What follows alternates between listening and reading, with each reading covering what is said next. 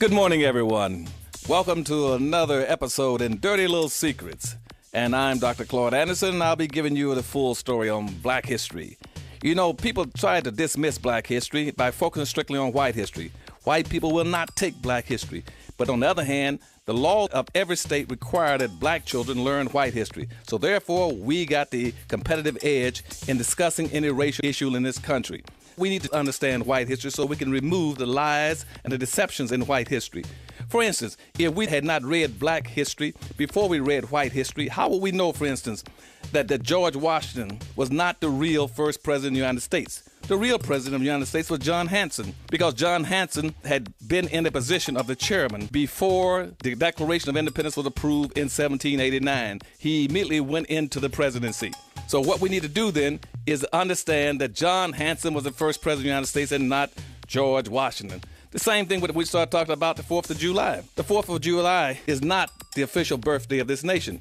Even though if you go into almost any library and any museum in the country, you see a picture of the founding fathers standing around signing the Declaration of Independence. That is a fraud. The Declaration of Independence, if you're going to celebrate it, should really be on August the 2nd. But you won't know that, and you wouldn't know that if you had not learned something about black history so that you can go back and look at white history and pick out the lies and the tales. The same thing is true. We start talking about presidents of the United States. People always talk about that Abraham Lincoln freed the slaves. Abraham Lincoln and his Emancipation Proclamation did not free not one single solitary black slave. What he did was to pass the Emancipation Proclamation, pass the federal government, saying basically that all the slaves who were in the South, in the Confederacy, that they were free. But he did not have any authority to free slaves in the South because the South had seceded away from the Union. He did not go out of his way to free not one slave that was in the North or in the border states. So in effect, the Emancipation Proclamation did not free one single slave. But let's talk a little bit more about some of our white presidents. We already talked about George Washington. We talked about Abraham Lincoln. Let's talk about Franklin Delano Roosevelt. Now, Franklin Delano Roosevelt was known throughout the latter part of his administration as being a friend to black people. But in reality, he was not a friend to black folk, because throughout the 1930s, as an example, his wife, Eleanor Roosevelt, was constantly on him, asking him, please, would you help me? I'm working with the Women's League in this country. We're trying to get an anti-lynching bill passed. Would you sponsor an anti-lynching bill with Congress to stop them from lynching black men in the South? They're lynching one black man a day minimally in the South. And as a matter of fact, in one 10-year period, they lynched over 2,800 black men.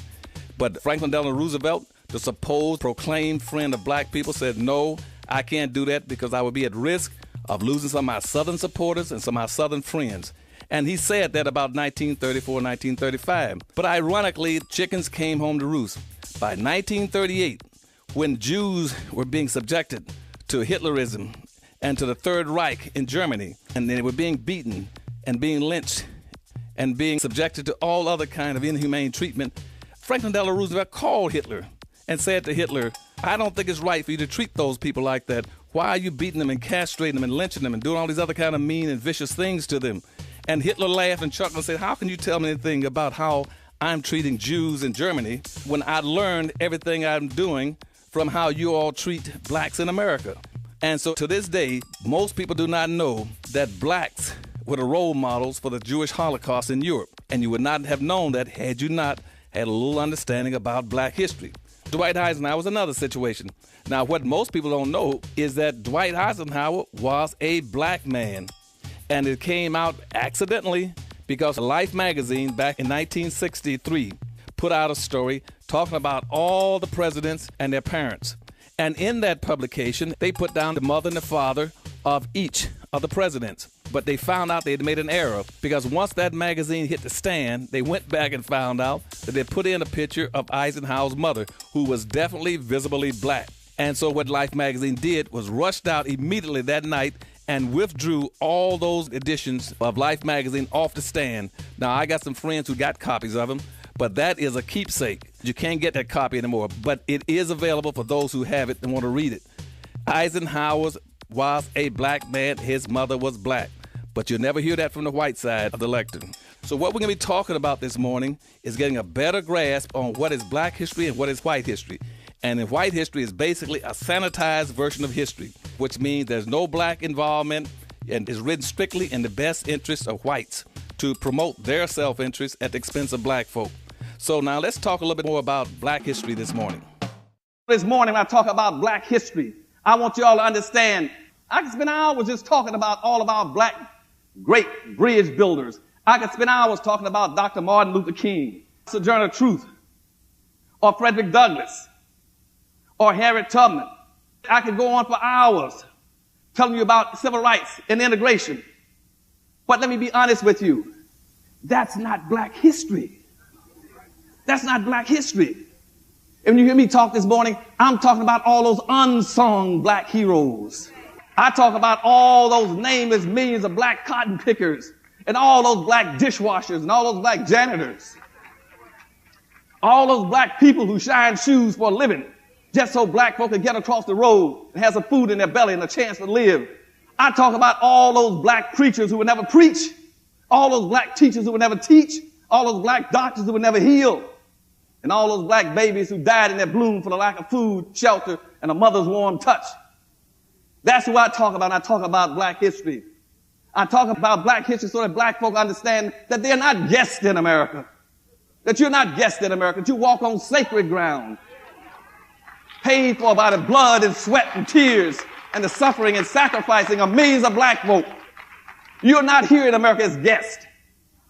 What I'm saying to you is that we have to understand that it's more than just talking about a few individuals. And see, when I was over education in the state of Florida, and I was over everything as a coordinator of education, everything in the private sector and the public sector, from the elementary schools to the graduate schools. And at that time, doing integration, we had a debate in the legislature about mandating that every child must take Florida history. And because of that debate, I said, as the educator for the state of Florida, it's my responsibility to take a look at history and see what's in it. If you're going to mandate it, require that every child must take it before he can graduate from high school. And so I go over and I look at the textbooks in the white schools, since that's where all the materials were. And black folk were only picking up used books, used textbooks 2 years after whites had used them. I want to see what was in their textbooks. And I looked at the textbooks, and invariably black folk only showed up twice.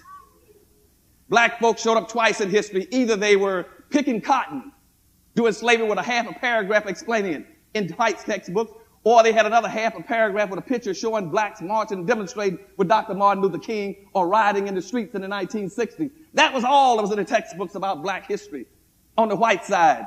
And I go over to the black side. I say, obviously, the whites don't know anything about black history. How can you solve a race problem when you don't know anything about it? When you do everything in your power to avoid learning about black history by telling black folk, get over it, put it behind you. You don't need to learn anything about black history. Let's move on. Let's move to a colorblind society. Let's pretend that it's a level playing field and all people are equal.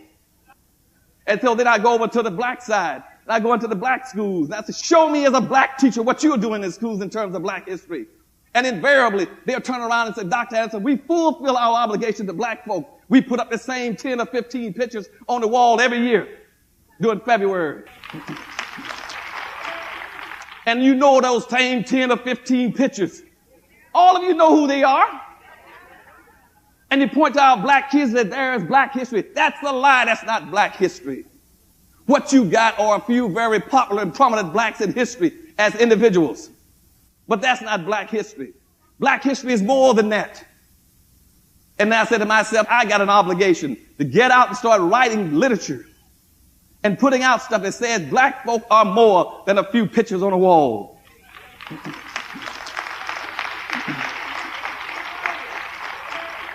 So this morning I'll be talking about black history in another context for you, showing you that black history is not a few black individuals, and you should not take that as being black history. And see, if I take some issues and dirty little secrets about black history, black heroes, and other troublemakers, which is one of my first books, and now I got another one coming out this year, it tells you that there are some very specific things that you should know about black history, that absolutely nothing has gone on in the history of this nation that black folk did not either directly cause or were not indirectly involved in.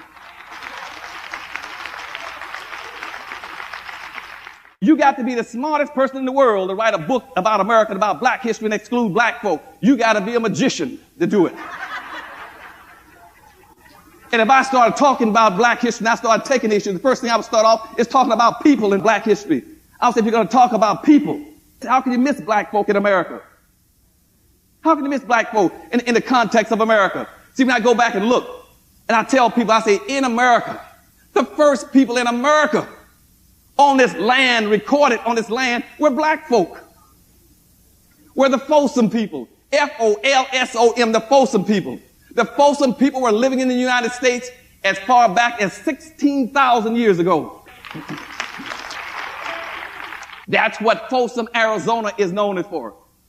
And that's what's called the Folsom prison. Came from the Folsom people. The Folsom people got the biggest, largest artifacts and relics down there in that area, showing that there was a group of people that had all the characteristics of black folk that were here 16,000 years ago. That is 10,000 years ago before the Asians crossed the Bering Straits and became American Indians.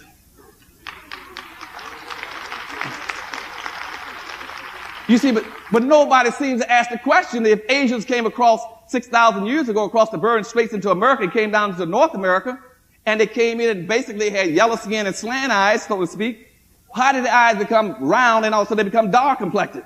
You see, nobody ever says because you had Folsom people living in the Southwest, and they interbred with black folk.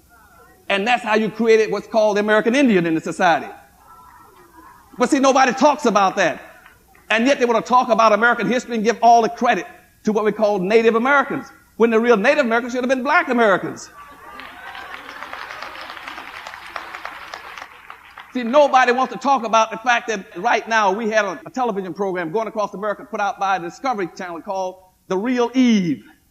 And what they've done is archaeologically and through genetic coding and through documentation track the birth of mankind from Africa around the world and how it spread it. They documented scientifically, showing that the first people on earth were black folk. The first people on earth were black folk. That is secular history. You can glide over it any way you want to. You can sham it, do anything you want. But the first people on earth were black folk. It is genetically proven now and it's been documented over and over again. That's why secular history shows that the first people came out of Africa. Now, if you don't want to believe that, you go over to the Bible. The Bible tells you the same thing. Anybody who can read should be able to read the Bible and find this out. Well, hold on a second. I read the Bible, and obviously there must have been a very special relationship between God and black folk.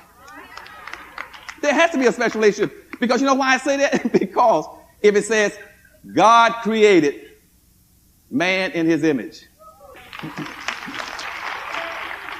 Listen what I'm telling you all. If it says God created man in his image, and the first people you notice secular or biblically is black folk. The Garden of Eden was placed in Africa. He did not place the Garden of Eden in the North Pole and in Latin America. He put it in Africa. And you said, well, then there must be a direct relationship. If God made man in his image, then there must be a relationship. People would dock down that was strictly spiritual when he was talking about it. Or that was his character. There's no relationship between the black characters I know and the characters in human beings and could possibly be in God. Let's go a little further on that point a second. If he put the Garden of Eden in Africa, he says that if I made you my image, you're so special that I'm going to give you a lot of other special benefits. He put the Garden of Eden in Africa.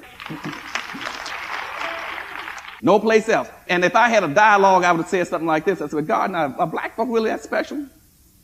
That you made them the first human beings? You made them in your image? He said, yes. And you went a little further and you put them in Africa rather than North Pole or South Pole? He said, yes. I said, what else did you do for them to show they're special to you? He said, well, I'm going to make Africa the richest continent on the earth.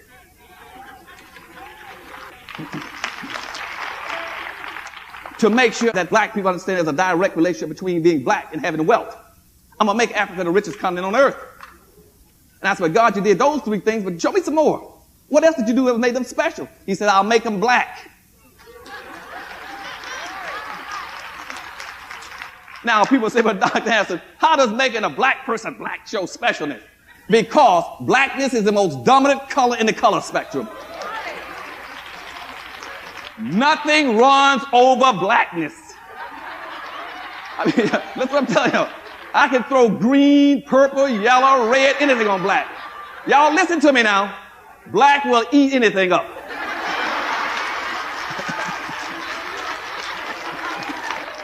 Blackness will tear it up. And not only is blackness the most dominant color in the color spectrum, but blackness is the only color that would harden faster than any other color. I can lay out any color right now, any color in the spectrum, and blackness will dry faster, and blackness will dry harder than any color on earth. In paint, if you paint a car black, it'll dry faster and harder than any other color. And they said, well, what else did you do to make it important? I said, what I'm doing is give them kinky hair.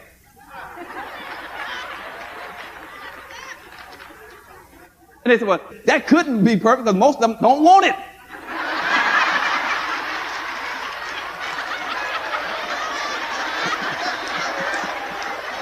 They don't want it, so, I mean, how does that make it perfect? He said, you go read my documents that I left on earth. You read the Hebrew scriptures, and you see in there where it says that my son that I sent to the earth had hair like a lamb's wool. You see, if God did not meant for you to be special, just think, for instance, in the Bible when it talked about when Moses went up on the mountain, and he was told by God to watch him perform a miracle. And Moses said, well, what's the miracle? He said, stick your hand inside your breast. And you pull it out, and he pulled it out. What color was it? Now, anybody who's got more than a third grade education, y'all understand what I'm saying? That no, if you stuck your hand inside your breast and your hand was already white, pulling it out and still white, that ain't no darn miracle.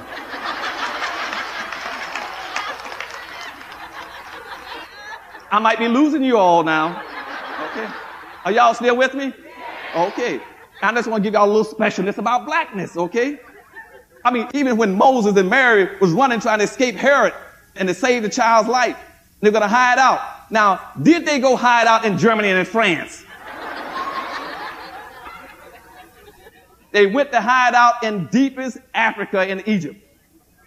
Now, anybody with a third grade education would say, if a white person was going to hide out, why would a white person go hide out in the ghetto?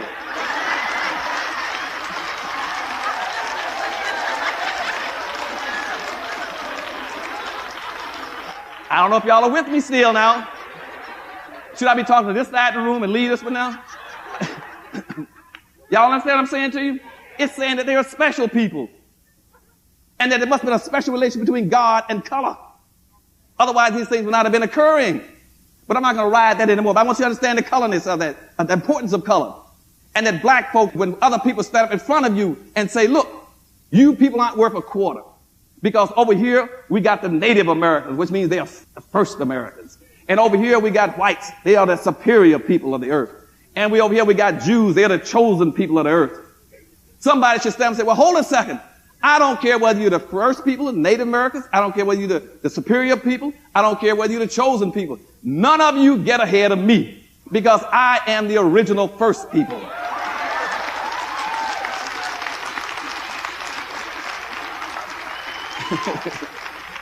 You see, a copy of anything can never be better than the original. And what that's all telling you, really, in a sense, is that the first Jews have been black. Nobody wants to say that. But I do have some Jewish friends that say they talk about it in the synagogue, and the first we had to be black. And see, I know that, but nobody wants to talk about it. And see, as long as we avoid that discussion, you are indirectly excluding blacks. You're walking away from the fact that God, for instance, gave black folk, along that skin color, he gave them special geniuses and talents that he never gave anybody else. He never gave anybody else things. And right now, if I were God, I'll be angry with half the black folk on earth. I give you all these things. You walk away from, don't want to be black. I mean, y'all understand what I'm saying to you? If I go up right now and I look at a person, I say, now, in terms of music, nobody on earth can create music like black folk. I just heard it. See, black folk right now have a genius for music. Nobody on earth can create music like black folk. In America, most of the music you hear came out of the black experience and the black lexicon. I don't care whether you talk about Dixieland, blues, big band, jazz, bebop, R&B, anything you hear, gospel, all came out of the black experience. And see, if we're not for black folks' geniuses, we'll be dancing other people's music. Do you see any black people going around the world right now dancing to Chinese music? The whole world dances to our music.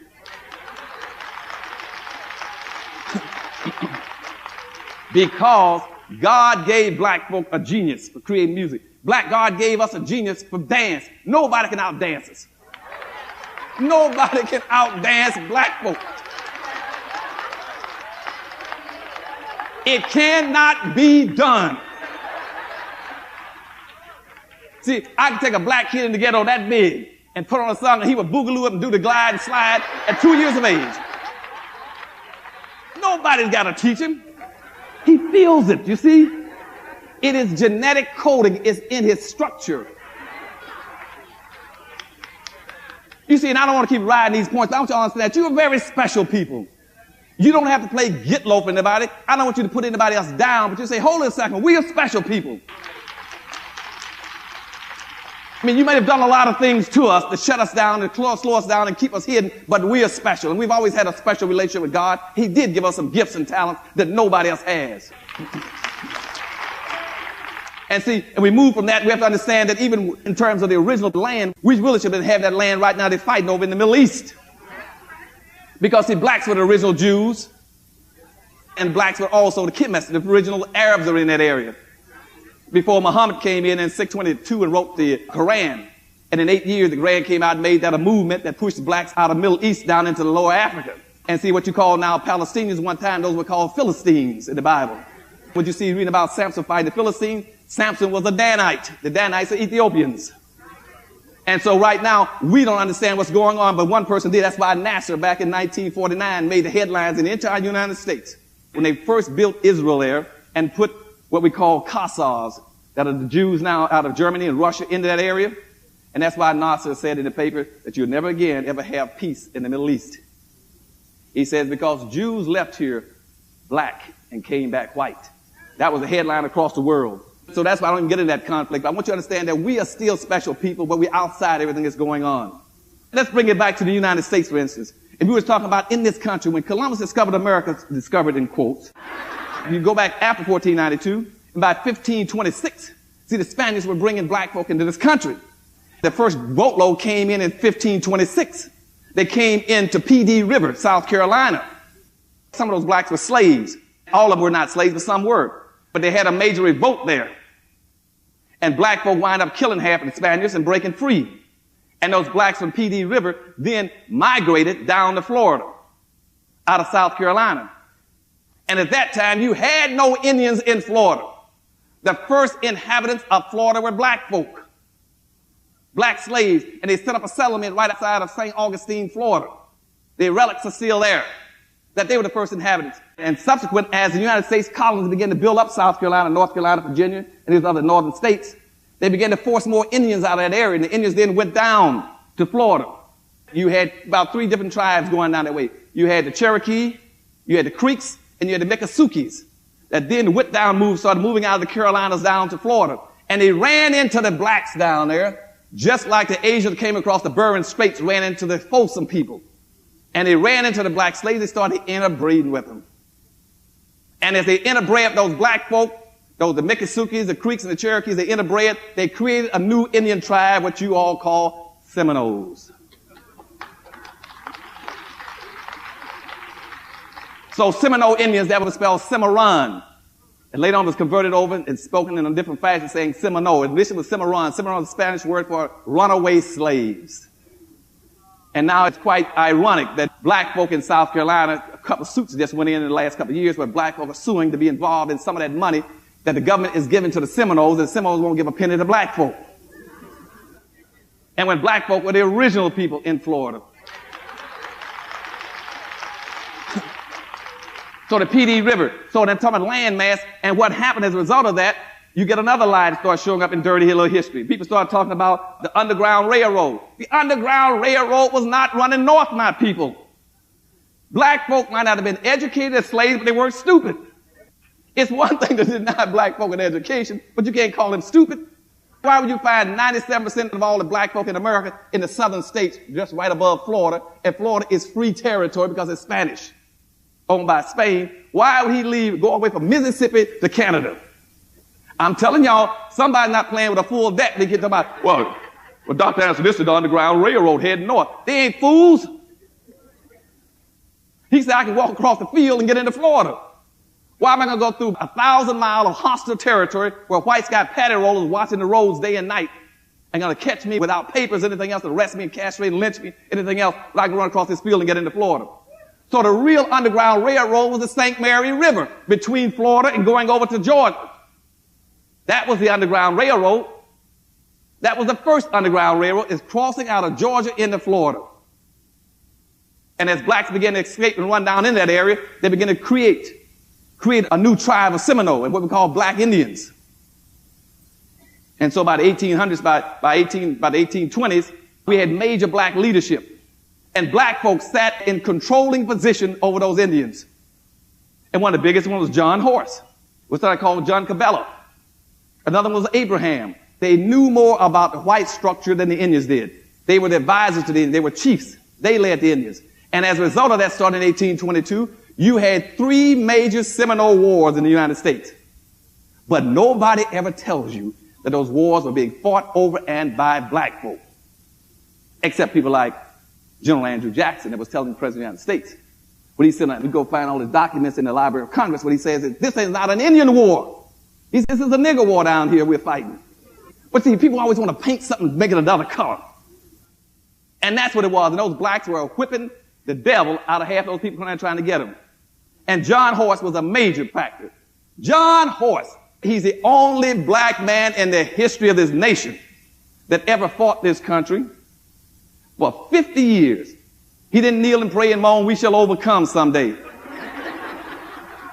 John Horse took his little band and fought every day. As a matter of fact, on the Apalachicola River, coming up Chattahoochee there, they had a thing called Fort Negro.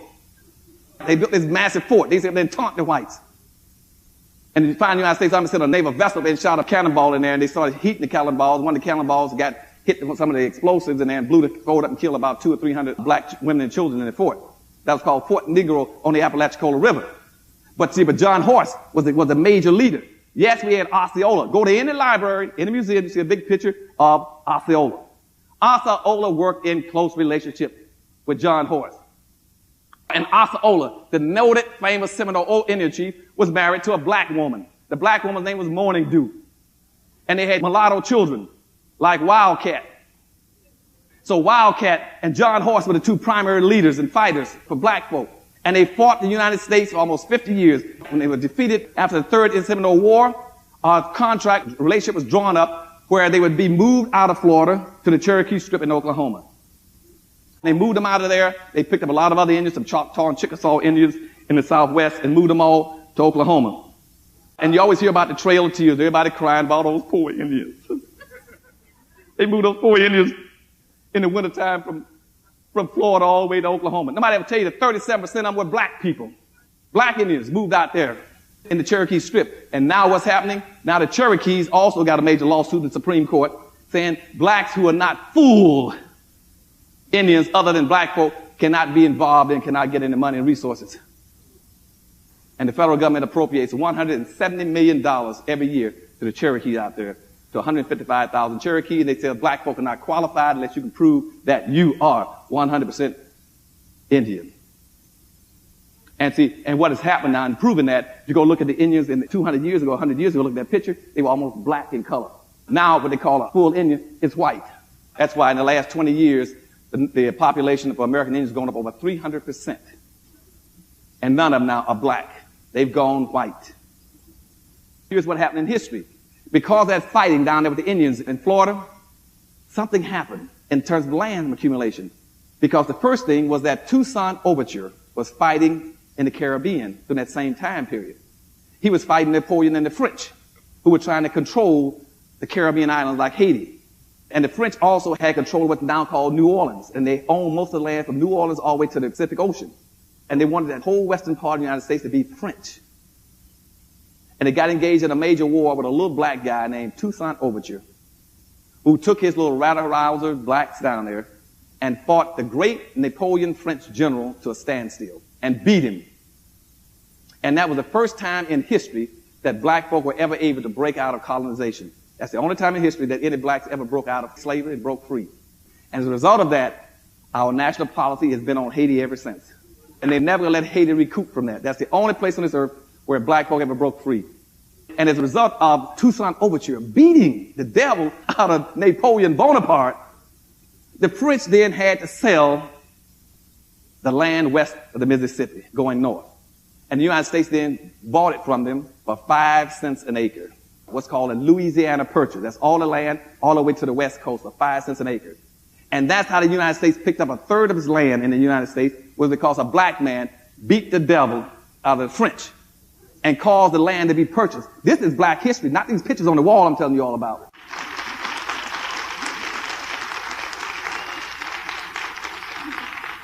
And then in Florida, because of the black slaves with John Horse, fighting, having those Seminole Wars, the United States then sent General Andrew Jackson down there to try to beat John Horse and John Cabell and Abraham.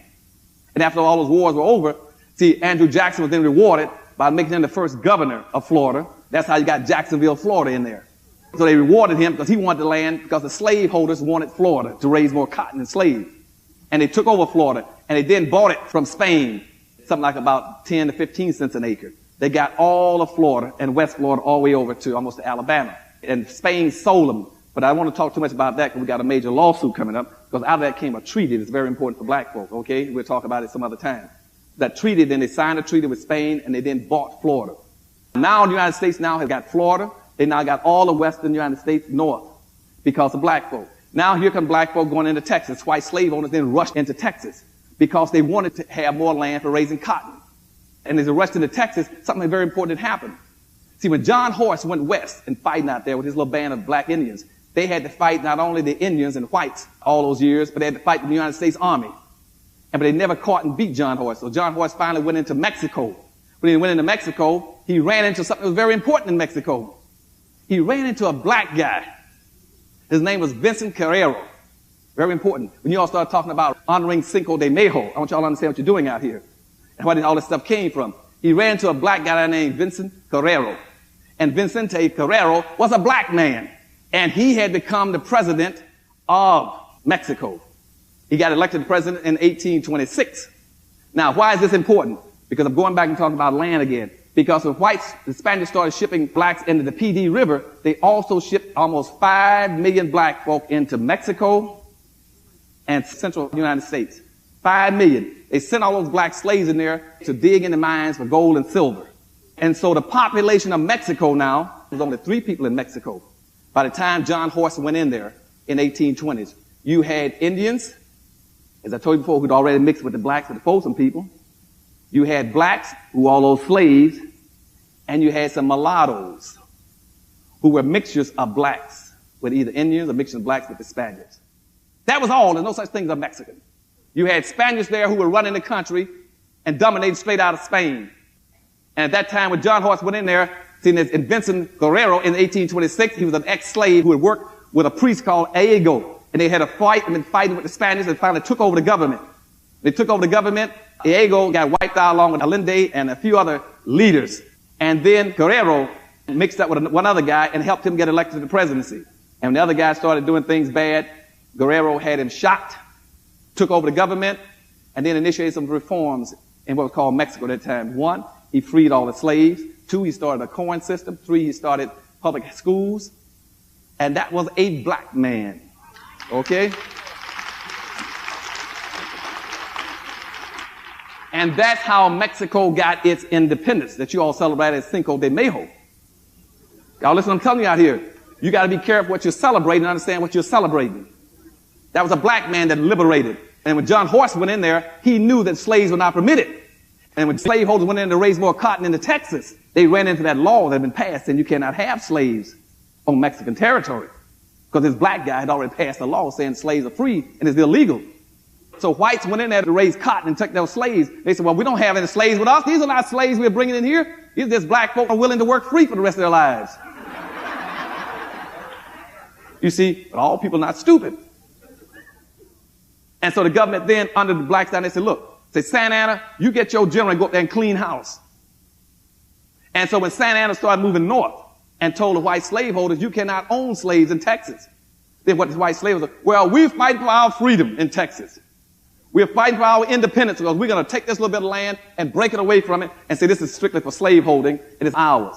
And see, General Santa Ana went up there to say, no, you can't do that because what you don't know is a black man named Vincent Guerrero already passed a law saying that you cannot own slaves on our territory.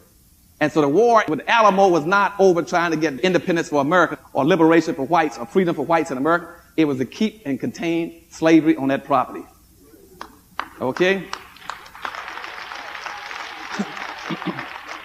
So Santa Anna came in and had a war, and he annihilated, wiped out all 200-something American soldiers in there, from Daniel Boone to David Crockett, Jim Boyd, all of them got wiped out. Okay? Wiped out. Totally wiped them out. Now our big hero is Santa Anna. General Santa Anna. Now, let me tell you about General Santa Anna. I see General Santa Anna coming in there, and on the way into there, and while the war, little fights going on, he hears about this fantastically beautiful black girl.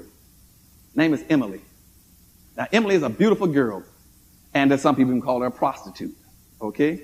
And Santa Anna wanted to spend a lot of time with her while he's fighting the Battle of the Alamo. When he sends somebody to get the girl, the mother tells the courier, you can't have my daughter, and he can't go to bed with her, sleep with her, unless he's married to her.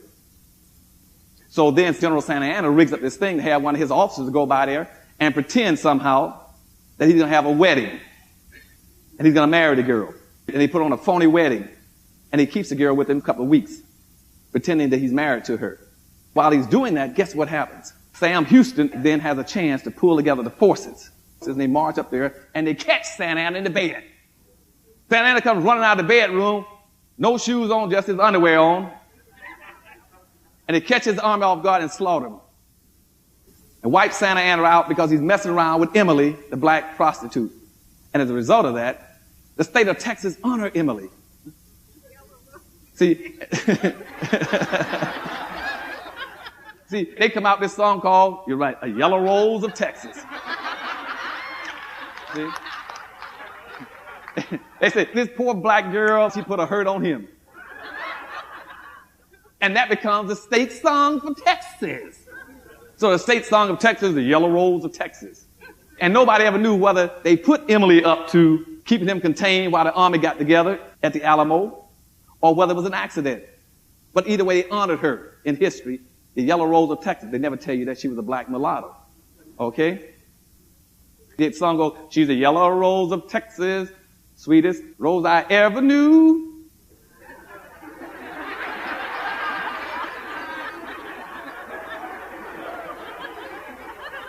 Well, I said, you know, these blacks in California are tricky, Dr. Price, you know that? They always want to jump ahead of you, see? But in the old days, it was a yellow rose of Texas, the sweetest darky I ever knew. But then they changed the words in the song, they took darky out. But now that's black history about land. See what I'm saying? As a result of that defeat by Sam Houston, now whites take over Texas, Arizona, New Mexico, and California. The entire United States is one whole picture. And a black person is involved in every aspect of it. But I never see any of that in the history books. All they want to talk about black history is give me a name of a few black folk, put on the wall. I'm telling y'all insult me when you do that. If you're going to teach black history, teach black history.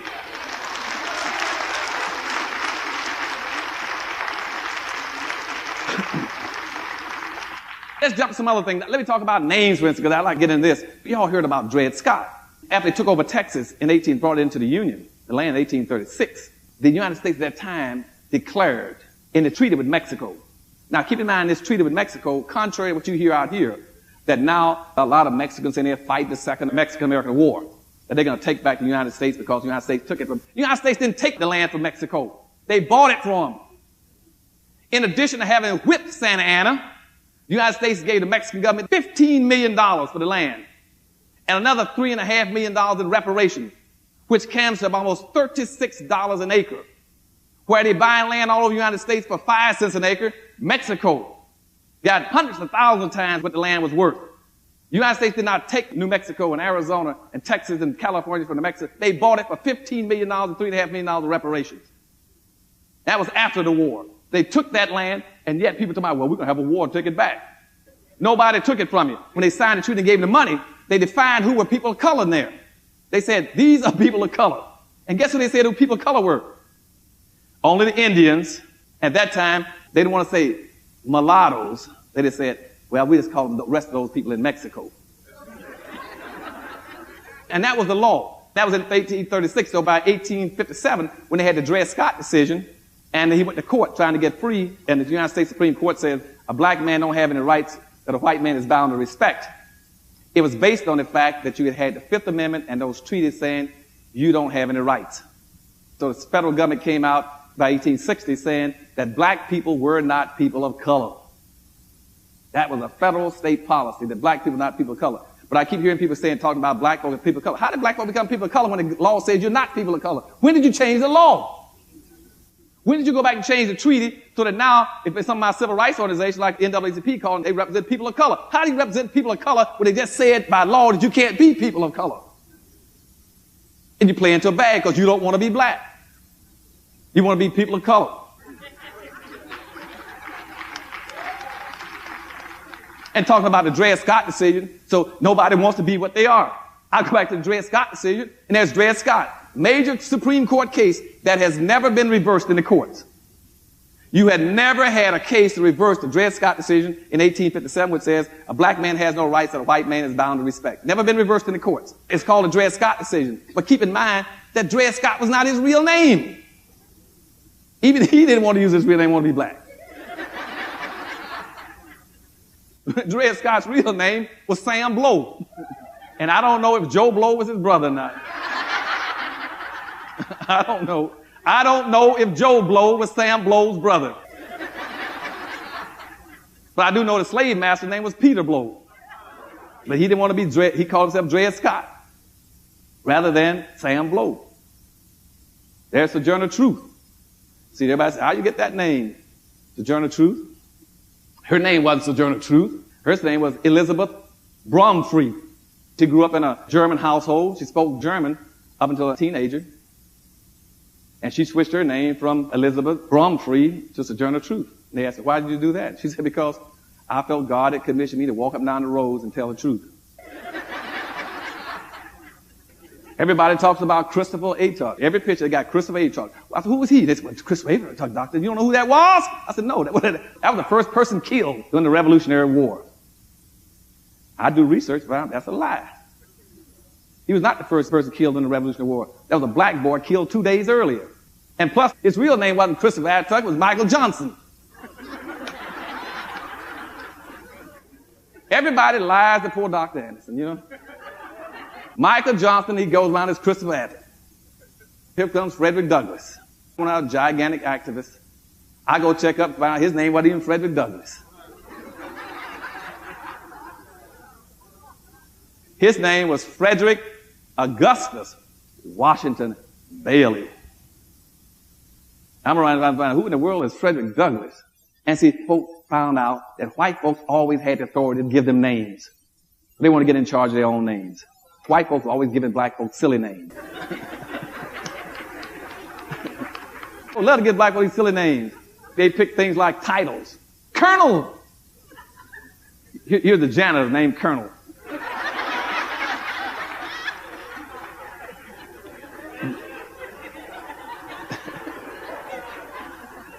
The porter, General Lee.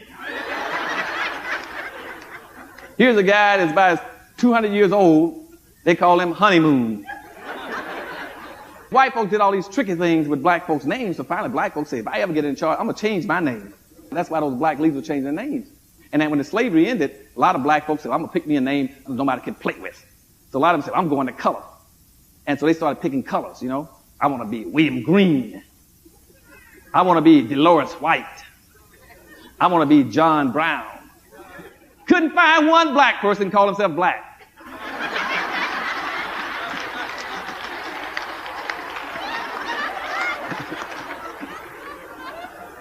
None of them would pick the color black. Well, I tell you, black folk are tough. So nowadays, they're still playing with names. Now they're having babies, and they're going to play with names. I'm going to create me a new name so I won't be like slavery. I'm not going to be General Lee and Honeymooner. I'm going to pick Shalala Nene.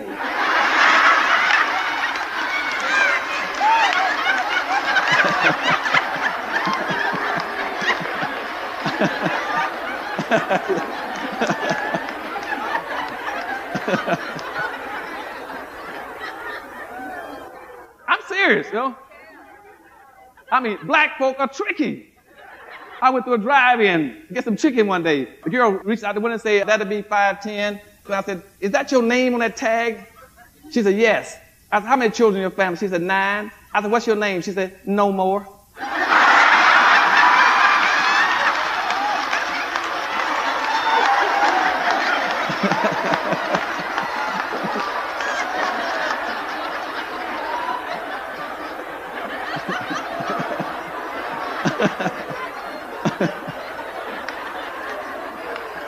Boy, I swear. Black folk are tough, you see. So the name playing, we don't understand the games. We get into a lot of trick bags because we don't understand names. And that's why in 1857, see, Harriet Beecher Stover says, I'm going to write a book called Uncle Tom's Cabin. And she wrote that book called Uncle Tom's Cabin to sort of reflect conditions, how people are playing with names. But in there, the guy that wound up being the mean, evil victim in there was Uncle Tom. Everybody jumped on Uncle Tom, especially about 1940. Uncle Tom is bad. Uncle Tom was this and that. Let me tell y'all something. Uncle Tom was not a bad character in that book. Please read the book. He was not a bad character. Now, at some point in time, he might have been just a little bit overly religious, you know, but he believed in his God. He was a very strong-willed black man. He was a strong man. He was very honest, you know, and he was very gentle and kind. But everybody beats up on Uncle Tom and using the name. Well, you're an Uncle Tom. You're an Uncle Tom. You're not an Uncle Tom unless you have those qualities of being a gentle, kind person, concerned about your people. The culprit, the real crook, the dirty dude in Uncle Tom's Cabin was a black guy named Sambo. See, Sambo is the real dirty dog. See, Sambo's always wanted to run around. He and, that one of those names again, Gumbo. See?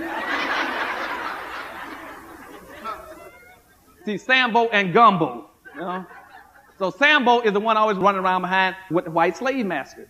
And see, they all beat up on Uncle Tom. Simon Legree wanted Uncle Tom to do in the book was to make his women pick more cotton, raise the quota on picking cotton.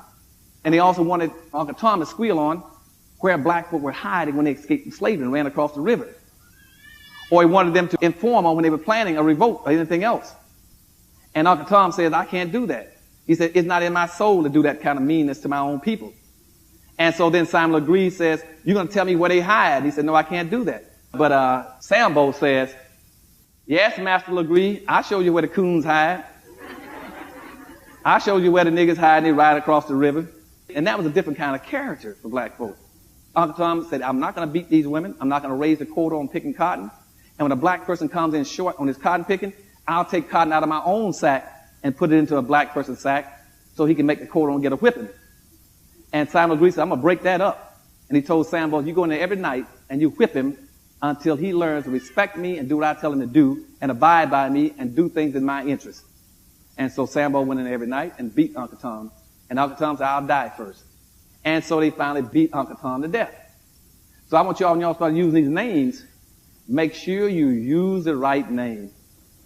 Uncle Tom is a person who might be weak and even ignorant to some degree about what's going on. But he is not going out of his way to hurt his people. A Sambo is a black person who gets in a position of responsibility, position of authority, and goes out of his way to inflict harm and hurt on his own people. Okay?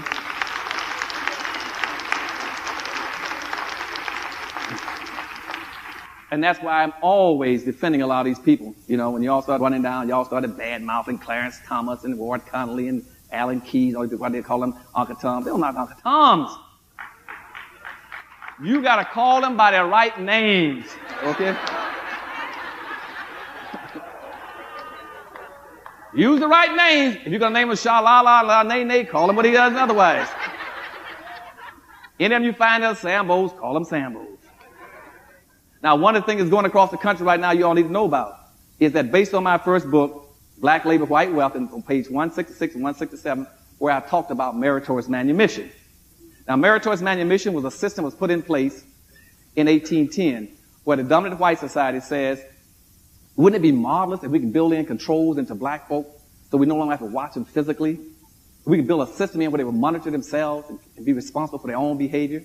Wouldn't it be marvelous if we can teach black folk how to see things through the eyes of whites and do the kind of things in the best interest of whites rather than their own best interest? And if they can demonstrate that, we'll either reward them by setting them free giving them some land, giving them animals, giving them some clothes, and delivering them from slavery. That was called meritorious manumission. It was put in place in 1710 in South Carolina and Virginia. And it rewarded black folk for never having a group self-interest. They always try to pretend they're going to function as an individual and do things against their own people. When meritorious manumission went into effect in 1710, it's coming up now for 300 years. There's never been a law. Black folk have never come up with a way of countering meritorious manumission. What's happening now in the country has been going on for 300 years. Black folk are paid, recognized, and rewarded for doing in their own people, for selling them out, being mean to them. And nobody should be letting anybody trick you into hurting your own people. Okay?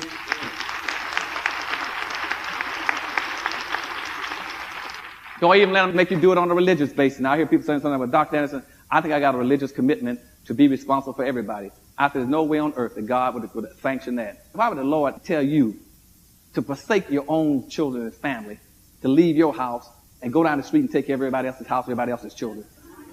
That makes no sense to me. And I know that what I know about the Lord would never do that. Your first obligation is take care of where you are first. Take care of your own children, your own family. And I keep finding black folk keep saying, well, doctor, I got to be responsible for everybody. I got to take care of everybody. Won't take care of their own home. That is wrong.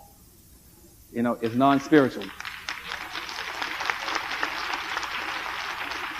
But what we're doing now is they're taking that about meritorious manumission and they're now hooking it up to what I talked about in Powernomics, which says that you must come up with a code of conduct to start holding people responsible for how they treat you in your own neighborhood and how they love and care for and support each other and whether or not people are selling you out and how you go about doing it. So in some of these cities now, they're coming up with a policy that they're going to bring some substance to Black History Month. They're going to start closing out Black History Month with some substance. Right now, Black History Month is nothing but a little ceremony. You come together, look at 10 or 15 pictures and talk about what somebody's done, okay? Ain't going to cut it. What these black folks going to say now, if we only have 28 days in a month, that last day is going to be good.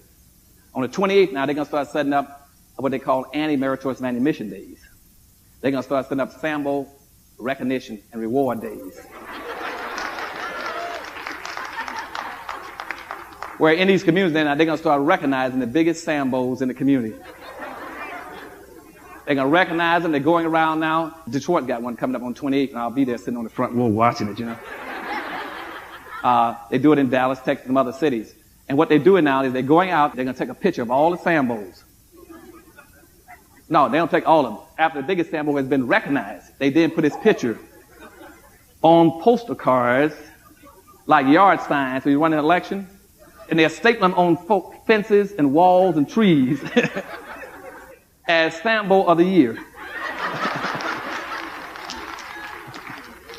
They have a program on the last day of the month, like we have now. They have music, entertainment, and food. They come up like the award, Academy Award. They say, now, for the Sambo of the Year.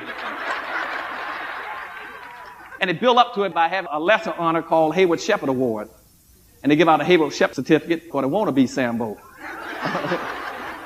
So they give out this recognition award, and they give out a plaque. And once they give out the plaque and the trophy, they then put it in a conspicuous place where it can be seen all year round. And those signs stay up all year round. So that way, a person who ran for an office and sold out his people, he can't run anymore unless he can show people why his picture's up on the wall. Then they're putting social sanctions against those people. They're telling them that once a person gets noticed and recognized as a Sambo, do not go into the room that he's in. Avoid the rooms. Don't sit with him. Don't talk with him. Don't be in a room with him. You see him on the sidewalk, you go to the other side of the street.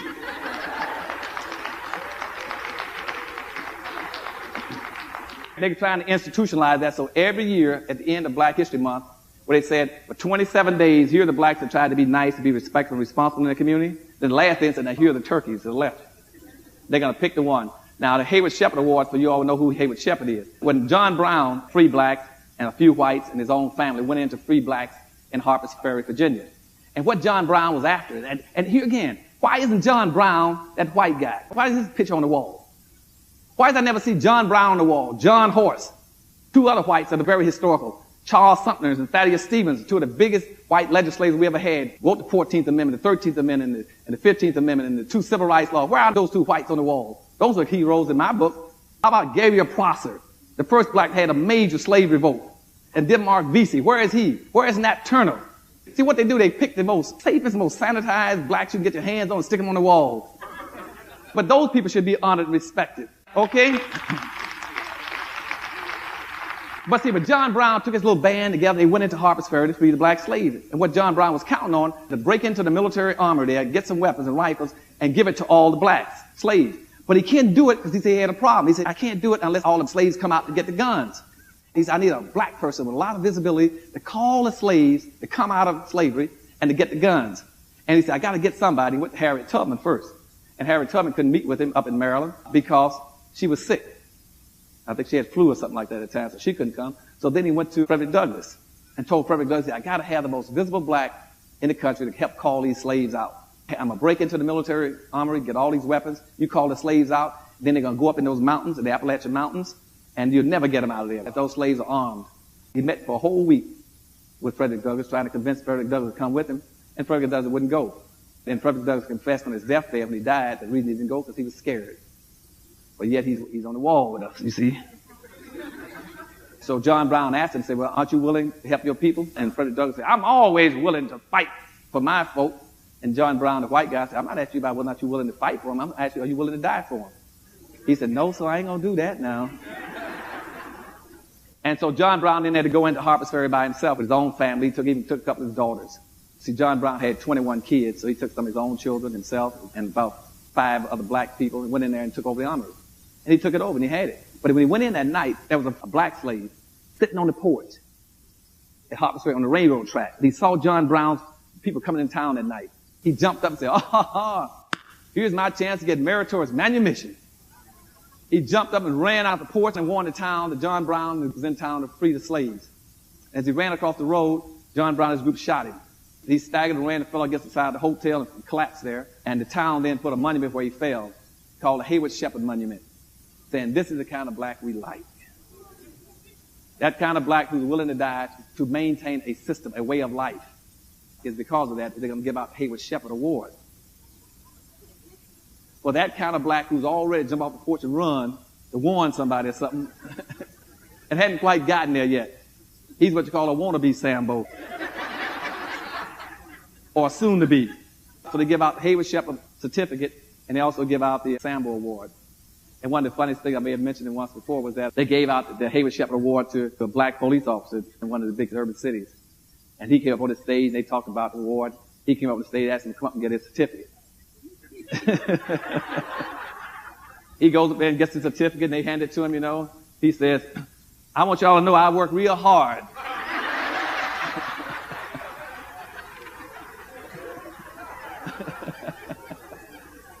And I'm honored and proud that y'all give me this award. Because, see, he didn't even know who Hayward Shepherd was. I'm going to wrap it up and close now. I know you're getting a little tired. Let me finish up about Santa Anna. The last thing about Santa Anna was very important, though. When Santa Anna got whipped, he was held as a prisoner for a short while. General Santa Anna, that defeated the whites at the Alamo, he wound up going up to New York. He wound up in Staten Island, New York. He lived there for about 4 or 5 years. And he had an interpreter and a secretary who was taking him around trying to make some money for Santa Anna. But he noticed every time he took Santa Anna in different places around Staten Island in New York, Staten Island would invariably put out a little piece of a plant, and he would cut the plant like this, put it in his mouth, and chew it. And the interpreter and the secretary watched that for about 2 or 3 years. When Staten Island left New York, Staten Island went back to Mexico, he asked him, could I have the rest of that little plant you always cut on and chew? He gave it to him. This guy took that plant, and he went and started mixing and trying to put different kind of sweeteners on it. And finally what happened to it, it came out to be what you all call chewing gum. And so Santa Anna then introduced chewing gum into the country, and the name of the bush was called a chicklet bush. Okay? And that's where the chewing gum came from Santa Anna that was with Yellow Rose of Texas and all this kind of stuff. He finally wound up there and bringing chewing gum into the country. And Wrigley then picked it up from him to get the secretary and the interpreter, got it with Wrigley, and Wrigley started putting out the first chewing gum that came from Santa Anna from the Alamo. Okay? Okay. The last thing I'm going to say to you now is this last point is on the slave trade. As a dirty little secret. When you start talking about the slave trade, don't focus all your time and attention just on picking on European whites. Okay? You got to know something else. There was more than just one slave trade going on. And yes, we had a slave trade that brought maybe 15 million black people out of Africa into the Western world, into the Caribbean, into Latin America, into Central America, and into North America. That was coming with the Europeans controlling. You had 9 countries that were involved in the slave trade. They had 3 slave trade routes. You had the Atlantic Ocean. Everybody was always talking about the Middle Passage. The Middle Passage wasn't anything compared to the other passages. And the Middle Passage coming across the Atlantic, where everybody like to focus on. You see that on the wall all the time. The Middle Passage talking about the European slave trade. That was one. But you had two other slave trades. You had also had an Indian Ocean slave trade that was going up out of Africa and going around through India, Pakistan, down into Cambodia, Vietnam, and the islands, New Guinea and place. That's why all those blacks are down in those islands. That's why all these Indians you see in this country that are darker than you all are, most of you in here, and they call themselves whites. They came out of the Indian Ocean. That's why you go through all those Pakistani Indians that are dark skinned, and the Cambodians, the Vietnamese. They had an Indian slave trade going around that way. And the other one was going right up through the central, and that was called the Arab slave trade. But in all these slave trades, the primary producer and procurer for slavery were basically Arabs. You need to know that. I know it might hurt some of your feelings. I'm going to tell you, with Arabs, you cannot jump on whites and start talking about reparations from whites in Europe unless you also start talking about reparations from the Arabs. Okay? You got to get them to. And instead of when they start talking about oil wells, you all start saying, "Oh, those oil wells coming out of Iraq need to be coming to black folk in America." Okay? Arabs started enslaving black folks starting again. Initially, they started going into Africa in about 765 A.D., but then when Musa made his mission to Mecca in the 12th century, when he's over Ghana and the Songhe Empire, he took this big trade mission into Mecca. At that time, he was throwing gold all along the streets. And the Arabs got very interested in going into Africa to try to find where all this gold was coming from. And they started in the 1200s trying to take over Africa to get hold of all this gold and resources that blacks had in Africa. They didn't do it for over 100-some years. They finally did it in the 1400s with the fall of Timbuktu. They took over Timbuktu, Arabs took it over. So Arabs have been enslaving black folk. They were the initial enslavers of black folk for 1,300 years. They have enslaved over 13 million black folk, and the Arabs are still enslaving black folk in Sudan, Ethiopia, and Mauritania. Okay? And they are still selling black folk over there for about $475 a piece. You start talking about reparations, go after them. Go after them. You should be going after them first. Whites couldn't get into Africa. And the Arabs went in there and brought blacks to the beaches and to the oceans.